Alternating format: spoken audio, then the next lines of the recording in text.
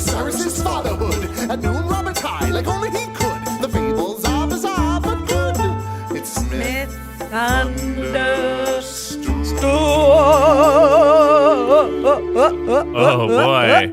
Wow. So just to make sure that everyone has the visual in their head for that, Sarah just played her breasts like they're bongos. They are. For some reason that made me think of there used to be this game for one of the Nintendo consoles, and it was Bongo boobs. Bongo boobs. Bongo boobs. It was it was like a Donkey Kong game, and you played on a like set of bongos, and then you threw them over a cliff. How's it like Donkey Kong? You throw a bunch of shit. No, it's more, it's like a music based game, like a rhythm game. Oh, there's a reason I didn't play it. Yeah. On that note, thanks for joining us for another episode of Myth Understood with me, Paul Bianchi, and her, Sarah Oliver. Hey. Hey. Paul, where do you want to go once the world is back and not other than Scotland? I have a bunch of places I want to go. List them. Go. Okay. I want to go back to Greece. Faster. I want to go back to Japan. More. I want to go to Croatia. Where? What new place? What new place? You just said I want to go back. No, I haven't. I just said Croatia, which would be a new place for me. I thought you've been there. I have not been to Croatia. Really? Never. They won't have me. I want to go to Peru.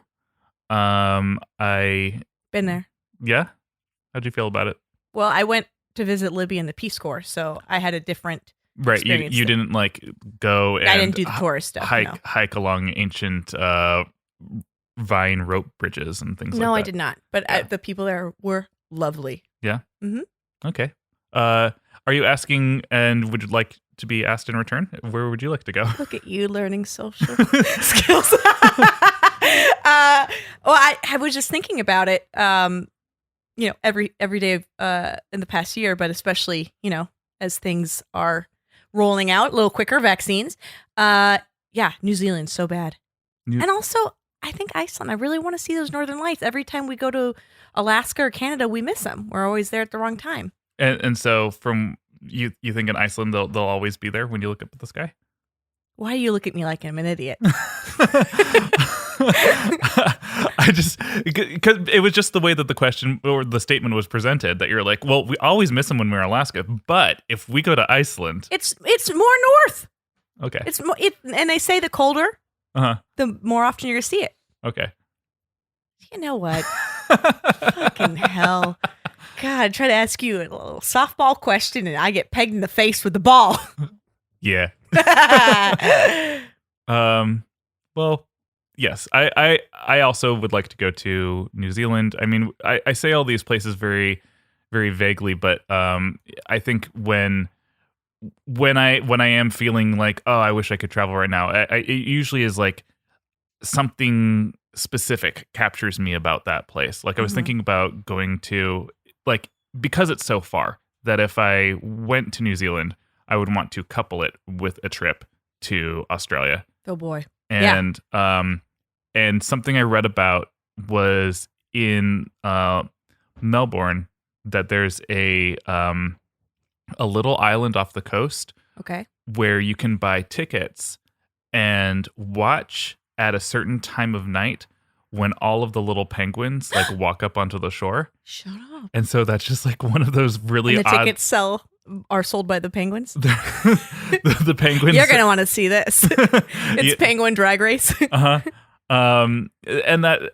so that's like one of those weird little things that like you read about that and you're like, well, shoot, I got to get to Melbourne and I got to see that, as if there's nothing else to see in Melbourne. I mean, you got that reef. You got to check out that reef. Yeah. One of my goals is to get diving certified in the New World. Yeah. Yeah. I read that as, or I heard that as like in the New World, that is where you will dive, which I guess is also true. It's also true. Yeah. Yeah. Do you have any goals when things reopen? Goals? Gosh. Plans, hopes, dreams? I guess to continue to live life optimistically. I'm trying. Live, laugh, love. Yeah, I'm trying to. You have that wooden plank in your house. I do. It says live, laugh, love. And it's wine o'clock somewhere. Yeah, it's all in one plank. It says live, laugh, love, and it's 1 o'clock somewhere. And love you long. No, if you sprinkle, when you tinkle, be a sweetie, clean your seedy. Yeah, it says all of those things in a long row. So that was almost my high school senior quote, but I couldn't fit it all. Was it really? Yeah, and so I chose to have no quote at all because I couldn't say, if you sprinkle when you tinkle, be a sweetie, clean your seedy. I was very sold that was going to be hilarious. I don't know if we had senior quotes. No, I don't think we did. Well, pick one now. I think senior year, Paul. What sums you up? I'm a pissed on toilet seat. I think had I had a senior quote, I was really into the band Thursday at the time. Oh God, it'd be so emo. And I really liked darkness consumes. No, I really liked the quote. Pull like a punch and burn like a cigarette. Yeah. Oh God. I love that lyric. It's so emo. I love it. Yeah, that would have been me. Great. So on that note, today we're talking about Egyptian stuff, just in general. No, we're talking about Egypt's most iconic wonder, which is the Sphinx. Yes, we are talking about the Great Sphinx of Giza, and my research into it began, as it often does, with a singular myth, and then I end up spiraling. Mm-hmm. Just in general, but I also end up spiraling outwards as I ask myself questions along the way, mm-hmm. Which I just think is a fun way to investigate mythology, of being like, whoa, well, why are they saying it like that? So people don't even realize the way you research is a lot like that movie Memento, where there's just like Post-its everywhere, tattoos all over your body, one Wikipedia hole to the next. Carrie Ann Moss just lies to me over and over again, and I'm like, stop it, I'm trying to research. And so what I learned about the Sphinx, which is like of no surprise to me at this point with everything I've learned about Egyptian mythology, is that Egyptologists since the 1500s have contested what it means, like in terms of how old is it, what is it meant to represent, what is its actual purpose, and what happened to its nose. Like all of those things have been just contested. Are they ever talking about like, we should fix our nose up? Probably. Is it that's like a hot topic, a debate? Yeah, I think that's sort of always a debate with archaeology, is like the safest way to preserve a lot of these ancient wonders is to just don't touch them. Like leave them buried under the earth. It will be safer for them in the long term. And that came back around. I didn't expect it to, but it did. And it's because as soon as you expose it to air and the elements, like it starts to erode. Well, and also 2020, there kept being so many articles about like 3,000-year-old tomb extracted from the earth, and they opened up a mummy thing, and everyone was like, "Stop! Another curse!" And one of the other things that people talk about is like, for instance, when I went to the temple, the palace of Knossos in Crete, they like the old archaeologists rebuilt it like off of the ruins and stacked all the blocks together and put it together with concrete. And that's something that is a debate even there on Crete, where they say, on one hand, we like that he uncovered this past history and put it all together so you could see it. On the other hand, maybe he shouldn't have used concrete. We use double-sided tape here. And that's what we've always done. Because like if you're going to restore something, you should restore it in the way that people did it in antiquity. What did they? How would they have stuck it together to keep it it going? Faith in the gods. There you go. Maybe they were like, people are going to visit this, it shouldn't cave in on them. We have newer abilities to make things not kill people.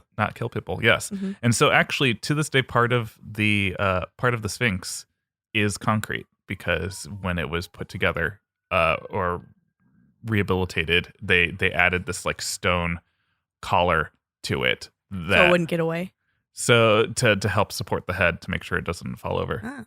And there's Can you tell when you look at it? probably There's like a subtle. probably like you or I, like if we go and look at it, we're going to be like, oh, look, there's a Sphinx, and like, not really think about part of it being concrete. Because we're But stupid, even though we've learned that part of it's concrete. yeah, but like I think that to the trained eye, they'll be like, hey, that's not the lime and sandstone that it should be. Right. Yeah. Right. Yeah.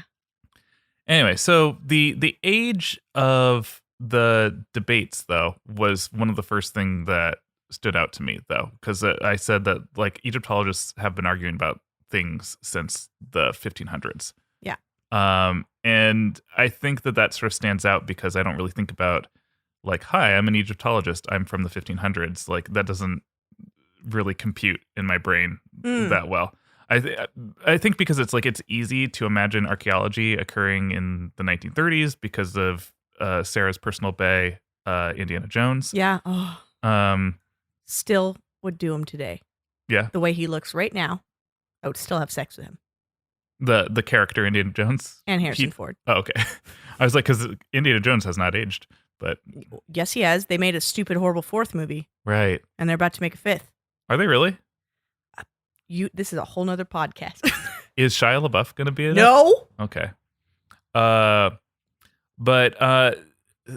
for me, like thinking about archaeologists, like in like their wigs, like Right. and like the attire that they'd be wearing during the 1500s. And these are these English, French? These are English and French yeah. men. Colonizers love getting their shit on other stuff. Yeah. They're like, let's keep it here in London where it belongs. And as such, they applied their understanding and worldview to their observations of the Sphinx. And so these were people that had their westernized European research that were based off of Roman and Greek understanding of things, and thus so many people went back when they saw the Sphinx back in the day, said, "Oh well, this is the Sphinx."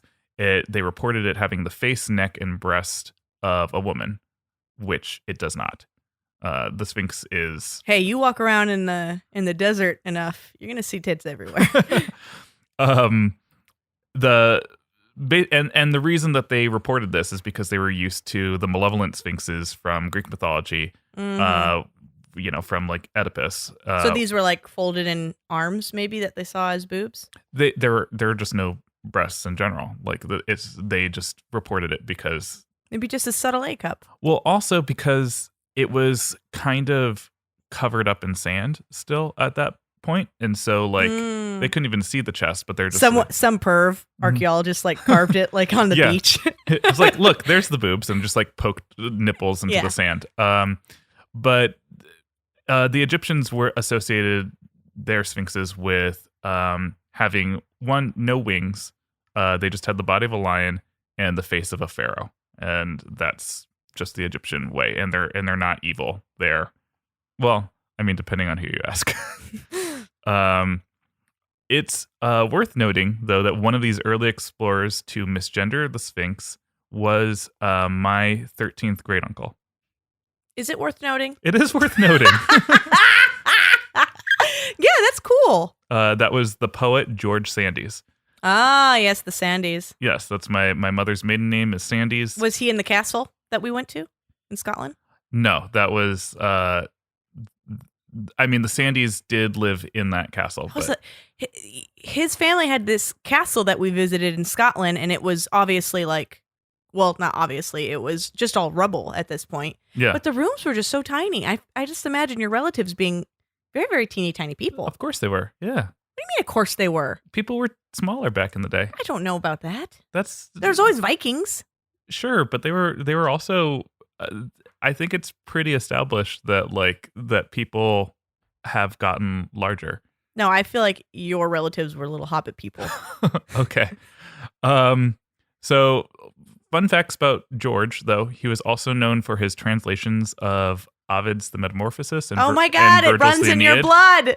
And he was also one of the first writers to refute anti-Semitic observations of early English travel writers. Look at your eyes beaming with pride. Yeah, which is Yeah. a good thing that he did.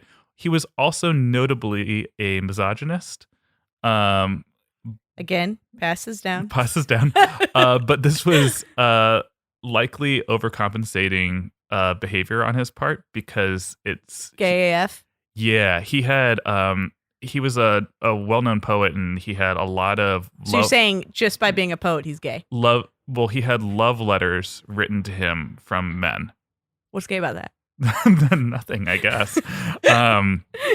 So yeah, I think that's pretty common. So you think he was just walking around overcompensating, like hog hog? Look at those boobs, love them.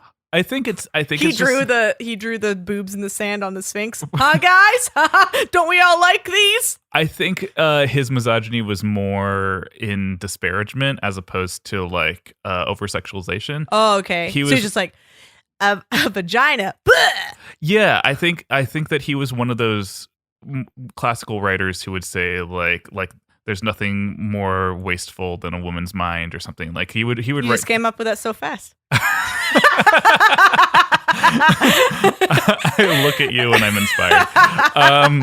But I think it's like when it's expected to like this is what a man does, and you're going to be married and you're supposed to be with a woman, and like literally the alternative is if I'm caught with a man, I am killed. I think that it's understandable to me that a certain amount of defensive resentment might Sure. occur. Oh yeah.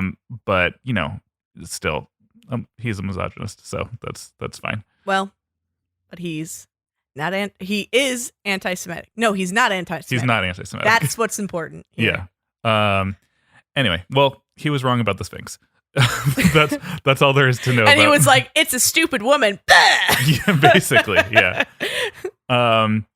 The Sphinx is most commonly thought to have been carved out of bedrock between 2558 and 2532 BCE, with the face of the Sphinx intending to represent reigning pharaoh Khafre. 25 and 22. 2558 and 2532 BC. Wait, that's a really quick turnover to make a thing that lasts forever. Yeah. However, what's interesting about it is that since it was carved out of bedrock, it was like maybe sort of like Mount Rushmore. Like, Yeah. it was sort of kind of vaguely in the shape, and it was up to the artisan to push it further into the shape that it represents. Right. And Because they're like, we just got this big hump of rock here, Mhm. being an eyesore, yeah, might as well turn it into turn something. into a cat person.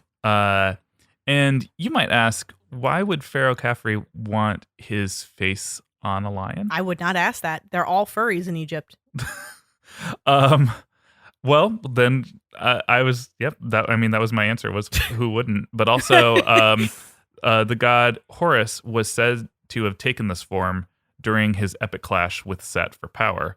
I only remember him as a hippo. Well, remember their clash went on for a really long time. Yeah. And in this form, he frightened away the followers of Set so that he could battle his rival one-on-one. So that's kind of what Khafre must have thought of himself. He's like, well, that's what Horus did, and that's I'm what a bad bitch. Yeah. Put me in the rock. In regards to his famously missing nose, there have been wild speculation, among them that it was shot off with a cannonball during Napoleon's Crusades. Rude. But historical records and sketches like those done by George Sandys show that the nose has been missing for much longer.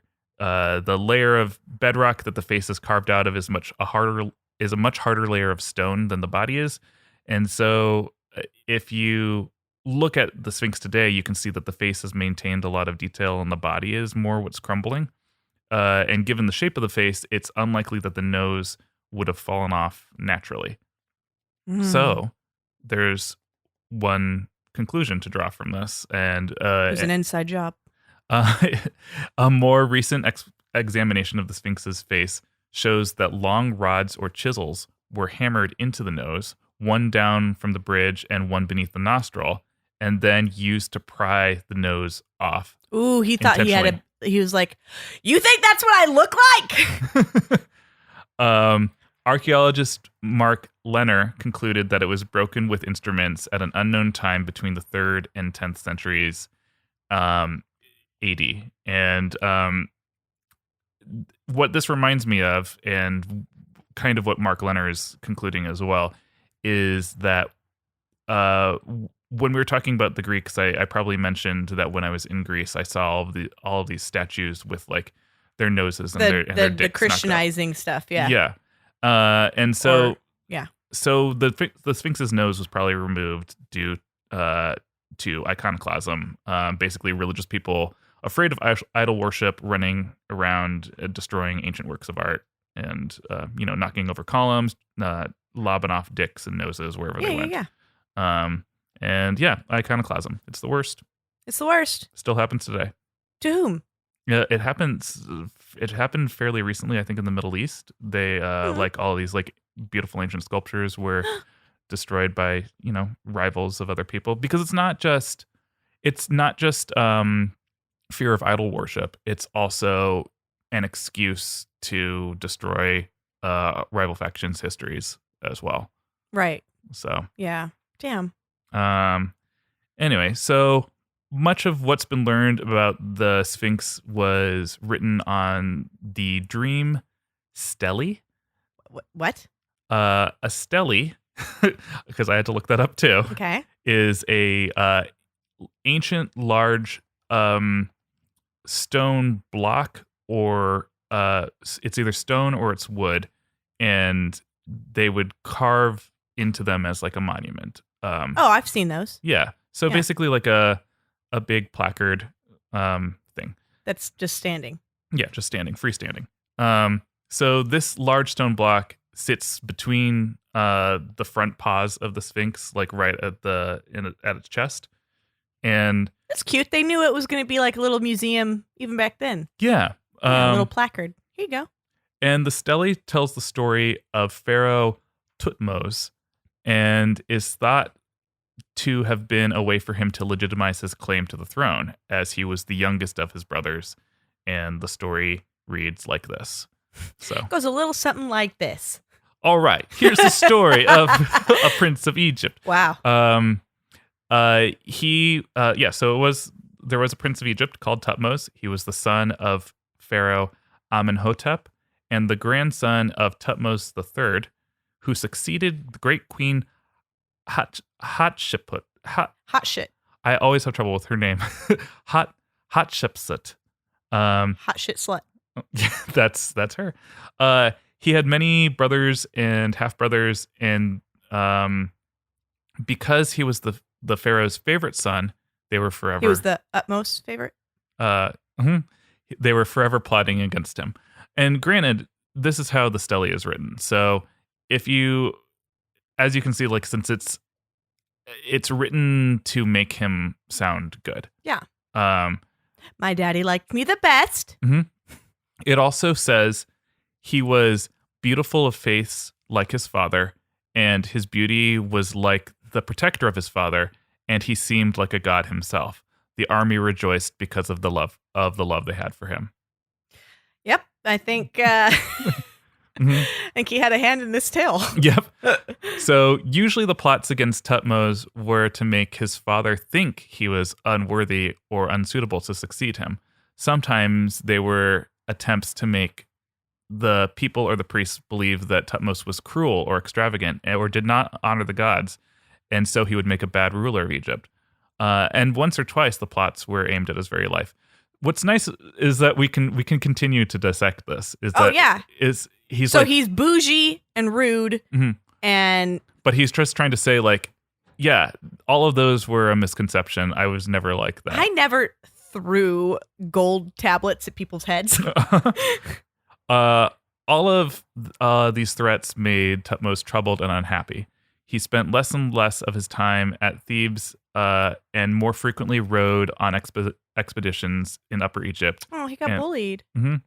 And even when the pharaoh commanded his presence or a position demanded that he must attend some great festival, he would slip away with a few of his trusted followers, alone or in disguise, to hunt on the edge of the desert. Again, that's explaining he never showed up at these things that he was supposed to show up at. Thutmose was very skilled in all manly exercises. Oh, okay. Uh-huh. I bet that someone came up with that on their own. He was a bowman who could plant arrow after arrow in the center of a target. He was also a skilled charioteer, and his horses ran faster than the wind. Okay. Well, now we're just talking bullshit here. Sometimes he could even course along with antelopes for miles across the sandy stretches of the desert. At others, he would seek out the savage lions in their lairs among the rocks, among the banks of the Nile. They're home. No, he would hang out with them, like the animals. Oh, he didn't kill them. He probably killed them. God damn it. One day, when the court was in residence at Memphis. I'm sorry, this is all on a piece of rock still? This is very long. Oh, yeah. Jesus. All right. This is a little bit embellished to make it more of a tale, because like the tale is written very much like this happened then this happened then. That makes more sense on the placard. Yes. Mm-hmm. One day when the course was in residence at Memphis for the great festival of the course, the court. Oh, okay. One day when the court was in residence at Memphis for the great festival of Ra at Heliopolis. That's always a good time, man. Mm-hmm. Thutmose escaped from all of the pomp and pageantry to hunt on the edge of the desert. He hated parties. Yeah, really. He's getting a bit of a loner vibe. Mm-hmm. He's a broody bro. Mm-hmm. He took with him only 2 servants, and he drove his chariot up the steep road past Saqqara, where the great steep pyramid of Djoser stands, and away through the scrub and stunted trees where the cultivated land by the Nile faded into a stony waste. So he just went to an ugly place. Okay. They set off at the first glimmer of dawn, so premeditated that he would not attend this festival at all. So I'm now questioning, is he his father's favorite? Because he's not showing up to family events. That's wise for you to question that. This is game night. They set off at the first glimmer of dawn, so they would have as much time as possible before the great heat of the midday. Fun to be one of his servants. Cool. Mm-hmm. Yeah. By the time the sun grew too hot for hunting, Thutmose and his 2 followers, they need names. Oh, is it 2 males, 2 females? What we got? Probably 2 males. Okay. Jeff. Uh-huh. And Timothy. Jeff and Timothy and Thutmose. Okay. So Thutmose, Jeff, and Timothy reached a point not very far away from the Great Pyramids of Giza, from which the pharaohs of the 4th dynasty had built over 1,200 years before. Which, again, really, that's really interesting to me to imagine, like, you know, the story that takes place in antiquity talking about the antiquity that came before it. Because I don't know what you're talking about. Just like, I think that it's really easy to think of ancient Egypt as this, like, oh yeah, all of the pyramids sort of were all built at once, as opposed to what this is saying is like, this takes place in thousands of years into BC, but before that, even thousands of years beforehand, these pyramids were built. And so Thutmose is telling the story. They're being built right now. When Thutmose is telling the story, they had already been built for thousands of years. Okay. Oh, now I see what you're saying. Yeah. I blacked out because I was thinking about what Jeff and Timothy look like. I'm back. Oh, what do they look like, Sarah? Well, I was doing it, and I think, well, one of them has like very long hair. Okay. Yeah, and I think that's Timothy. Okay. Yeah, and sort of a Jonathan Van Ness thing going on. Who's that? The yes, Queer Eye. Yes, yeah. Mm-hmm. Yes, that is Timothy. Okay, beautiful. And then Jeff, I didn't get to his hair yet. Okay, maybe he doesn't have any. Maybe. Oh yeah, he's bald. Yeah, I like that. He's like, Timothy is known for his hair, and yeah. I'm not even going to try to compete with that. Right. Mm-hmm. They're very courteous, these 2. Anyway, well, they're about to be abandoned because they stopped. They stopped to rest under some palm trees because it was really hot, and Thutmose, continuing to be the broody bro that he is, says, "Jeff, Timothy, it's been really cool. It's been really cool hunting with you two. But why don't you two relax under these palm trees? I'm just gonna like go off into the desert and have like a vision if I can. Like go on a spirit quest. Hold up. What? Where are my drugs? What are you talking about? I had some drugs in my pocket. Jeff, you're crazy. You never had any drugs. Like, I'm pretty sure I brought a bunch of drugs to do out here in the desert. I think you might need some water. Timothy, back me up here. I need water. Yeah. You guys just need some water, and I'm just gonna take this pouch of something that is certainly not drugs and go off on my own a bit. I mean, you're in charge. You're the one writing this story. That's true. As you go, you're just journaling away. This is all gonna go on a steady one day. Which is so weird because your journal is like rock and a hammer. So I chisel so much. Yeah. Jeff and Timothy were more than happy to be left behind for this excursion because they don't want to go. Timothy didn't have any water apparently. Yeah, they don't want to spend any more time out in the heat. So they're like, yeah, go off Thutmose, and if you die off on your own, we will certainly be blamed as servants for your death. But we never will return.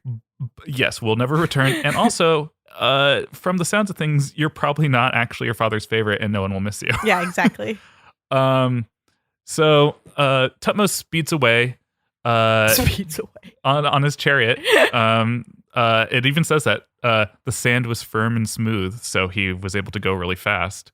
And he reaches the 3 pyramids of Khufu, Khafra, and Menkaura, and Thutmose gazes in awe at these man-made mountains of stone, but most of his attention was caught by the gigantic head and neck of stone that rose out of sand between the greatest of the pyramids, and a nearly buried mortuary temple of huge squared stone blocks that stood on either side of the stone causeway, leading to the distant Nile behind him, right to the foot of the second pyramid. So just this beautiful scene that he's looking at. I feel like the journey he's on right now, he's going to go out and do the Kevin Bacon punch dance thing like in Footloose. Mm-hmm. He has so many feelings. He does have so many feelings. And maybe that's how the Sphinx was made. He just punched it. During the long... Thanks. Sorry. I'm trying to move the story along. During the are you dying now? Yeah. You need water? Oh, I just choked on my... Timothy? During the long centuries since Khafra had been laid to rest in his pyramid, the sands of the desert had blown against the Sphinx until it was almost buried. Thutmose could see no more than its head and its shoulders, and a little ridge in the desert marked that showed that it had a line of a back in its body. But so it was just sort of understood that okay, there's something more. Well, he just looked at it and he envisioned a lot of work for other people. Mm-hmm. Yeah, cool. He probably saw breasts too. He was like, that thing probably has boobs. Well, he saw a lot of shit. He stole that pack of drugs. Mm-hmm.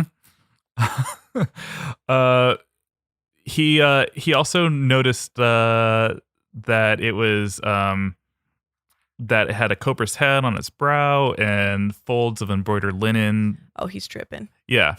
The noonday sun tripping. beat mercilessly down upon Thutmose as he gazed at the Sphinx, and he prayed to Horus to help him in all of his troubles. So not only is he on drugs, he's heat exhausted, so he is hallucinating hard. Before this becomes canon, there's no drugs in this story, but there is a theory that Thutmose and his family suffered from temporal epilepsy, leading to their early deaths, and accounts for unusual visions that they had. Do epileptics get visions? I haven't heard that. Temporal epilepsy, I didn't read into that very much, but it was sort of my understanding that because of it's like pressure on one of the lobes of your brain, yeah. and that variety of epilepsy does result in people seeing things when they are having their seizures. Wow. So that's pretty interesting. So if he just went out to the desert and had a seizure right now, but he also could have just made all the shit up, which is also likely. So as he's staring at the Sphinx, it remember in Aladdin the Cave of Wonders where it roars and of course I do. it speaks. So suddenly it seemed to him that the great stone image began to stir. It heaved and struggled as if trying in vain to throw off the sand which had buried its body in its paws. Its eyes were no longer carved stone inlaid with lapis lazuli, which is also really interesting because when we look at the Sphinx, it's all one color to the naked eye. But archaeologists have also discovered that it used to be just like the statuary in Greece, like it used to be painted. Oh. So it was like painted yellow, They didn't like a weatherproof yellow it. body, and its eyes were inlaid with lapis lazuli stone, so it had like shining blue eyes and rosy cheeks. Well, he wouldn't have blue eyes. That's what they used. Okay. So it shone with life, and the vision looked upon him, and the Sphinx spoke to him in a great voice. "Look upon me, Thutmose, Prince of Egypt. Know I am Horus, your father, the father of all pharaohs of the upper and lower lands. It rests with you to become pharaoh indeed, and wear upon your head the double crown of north and south. It rests with you whether or not you sit upon the throne of Egypt, and whether the peoples of the world come and kneel before you in homage. If you indeed become pharaoh, whatever is produced by the two lands shall be yours, together with the tribute of all the countries of the world. Besides all of this, long years of life, health, and strength shall be yours." Okay, could you slow down? I'm chiseling all this into a rock. No, there's no time. Repeat. Thutmose, my face is turned towards you. My heart inclines you to bring you good things. Your spirit shall be wrapped in mine. We shall have coitus. Does not say that. That's where I was feeling it was going, yeah. So he proceeds to hump the giant Sphinx. But see how the sand has closed around me in every side. It smothers me. It holds me down. It hides me from your eyes. Promise me that you will do all good son should do. Well, that's written weirdly. Promise me that you shall do the things that all good sons should do for their father is what it means here, I think. I have never taken sand off of my dad. You've only buried him at the Yeah, beach. exactly. Prove to me that you are indeed my son and will help me. Draw near to me, and I will be with you always. I will guide you and make you great. So that's what Thutmose says the Sphinx said to him. Well, he's a fucking liar. Uh-huh. Then, as Thutmose stepped forward, the sun seemed to shine from the eyes of Horus and the Sphinx so brightly that it dazzled him, and the world went black and spun around him so that he fell insensible into the sand. There's the epilepsy for you. Ah, okay. When he recovered, the sun was sinking towards the summit of Khafre's pyramid, and the shadow of the Sphinx lay over him. He was probably so sunburned. Yeah, oh God. Slowly, he rose to his feet, and the vision he had came rushing back into his mind, and he cried out, "Horus, my father, I call upon you and all the gods of Egypt to bear witness to my oath. If I become pharaoh, my first act shall be to free your image from the sand and build a shrine to you." Of course, I'm not going to do it. I'm going to have a whole bunch of slaves do it. When did he become a surfer? That was the voice I used for It him was when it? he was doing drugs. Yeah. All right. He's just a burnout. I got it. Yeah. Set it in a stone telling and sacred writing of Kem to your command, and how I fulfilled it. Then Thutmose turned to seek his chariot, and a moment later, his servants, who had been anxiously searching for him, Jeff and Timothy. water, yeah. Water! Where have you been? Where did you find my stash? Thutmose rode back to Memphis with Jeff and Timothy, and from that day, all went well with him. Very soon, Amenhotep and the pharaoh proclaimed him publicly as heir to the throne, and not very long afterwards, Thutmose did indeed become king of Egypt and one of their greatest kings. Oops, daddy died? Uh-huh. So I feel like it's a myth that reads very much like propaganda. Oh my God. You know, like all of the quotes that they say, or he said, like Horus said, and then what he said back, it's like when you hear someone bullshitting and there's just a little bit too much information. Do you know what I mean? Yeah. Where it's like, if I'm recalling something true, it's going to take me a second, or I'm going to summarize it. I'm not going to be able to give that much detail. It's speculated by Egyptologists that he may have instead seized the throne from his older brothers Sounds right. after his father died, with and used this erection of the stele to legitimize his rule. Yeah. The interpretation is further based on the find of 3 finely carved stele that are now lost because old archaeologists were really bad. Yeah. But these steles depicted the other sons of Amenhotep making offerings to the Sphinx, but the names of these princes were like chiseled out of the steles. And Egyptologist Selim Hassan wrote, "We may suppose then that these older brothers stood in the way of his ambitions, and that Thutmose removed them in some way, either by death or disgrace, and then obliterated their names in order that their very memories may be forgotten. I'm afraid that this theory does not present Thutmose IV in a very favorable light, and if he was not actually a wholesale murderer, and seem to be grounds for supporting that he was, at least he was a cold-hearted egoist." That's how I see him. Yeah. From the start, just the way he's storytelling. Mm-hmm. Mm-hmm. And a surfer bro. They're always the same. So that's basically what I have for The Sphinx. The Sphinx. Wow. Again, this all started with an investigation into the myth of Thutmose and the Sphinx, and then I was like, well, now I want to learn more about the Sphinx and about the uncovery of these things. And I think that having the details that the Egyptologists have uncovered about like who Thutmose really was, because like otherwise this myth is just like, hey, there's this great guy who saw some things. Yeah. And No, this is like classic tale of middle child personified. Yeah. yeah. Just murder all my older brothers. Mm-hmm. Yeah.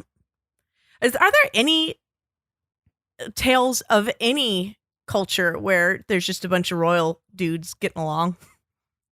I don't know. I mean, probably there's like a generation where everyone's cool, and then like they have children and everything goes south. Because I would just see like, yeah, cool. Being the king is that sounds fun, Mhm. but also like just being royal in general seems really, really easy. Like I'd rather not have all the responsibility and get to trot around.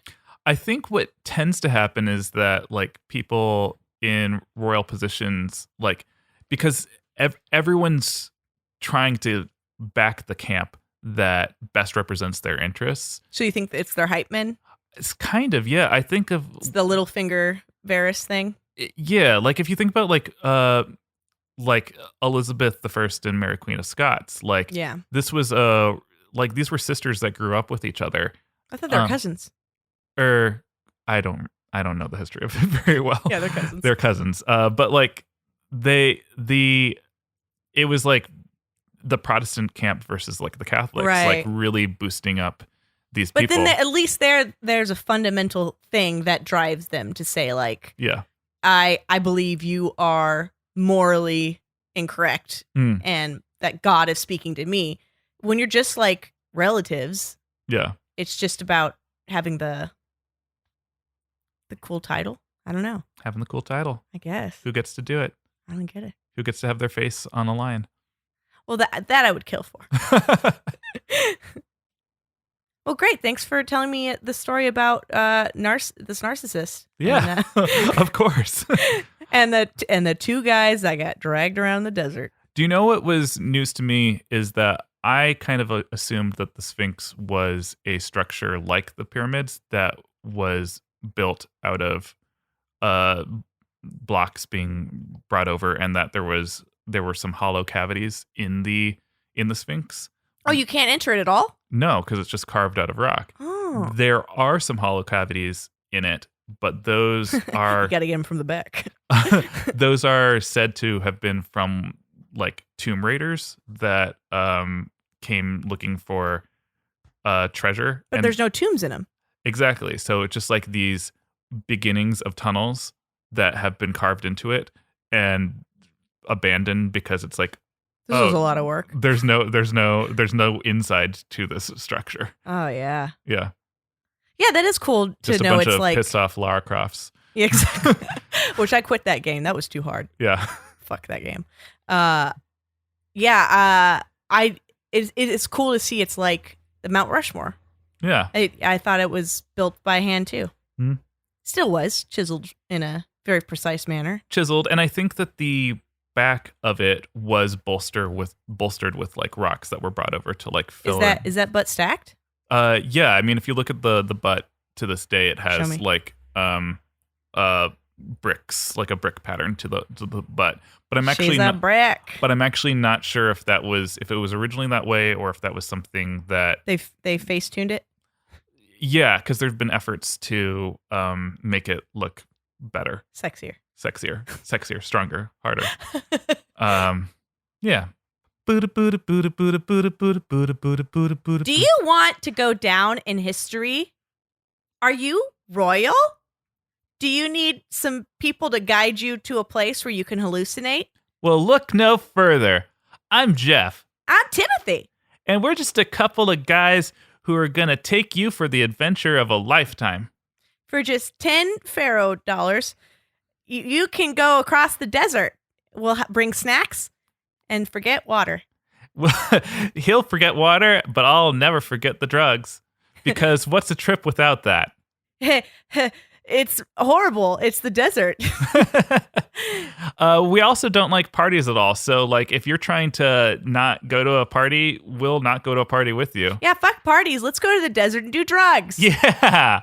Do you need yes men that will say, yes, your story happened and you talk to a god? Do you need people who will continue to ask you questions?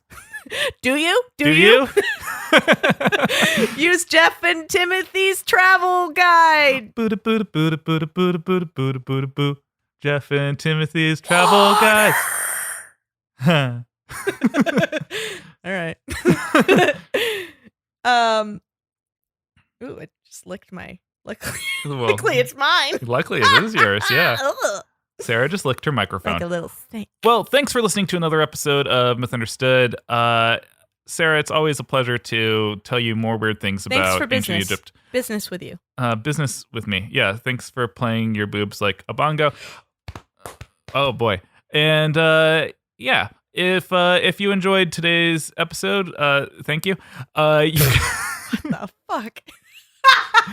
Please be sure to rate and review the show on Apple Podcasts if you haven't done so already. Do it.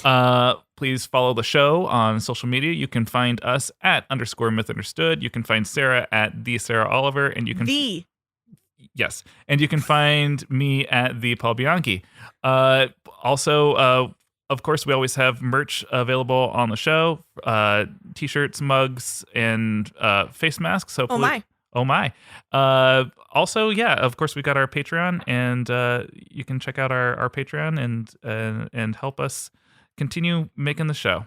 You can do that. You can do that. If you want. Mm-hmm. We also have our Discord community Yeah. because Discord is a fun place where we can all talk and post emojis and stickers.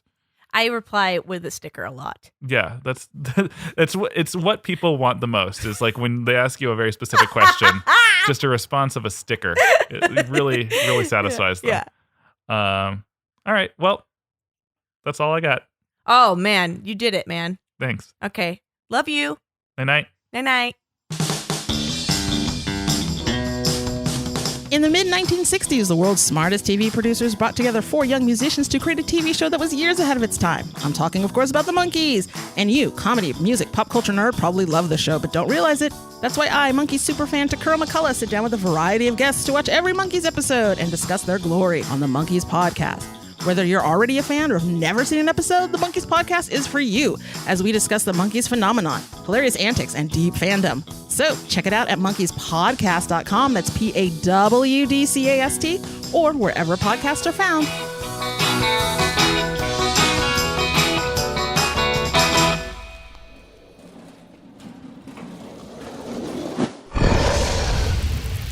It's Dragon Wagon.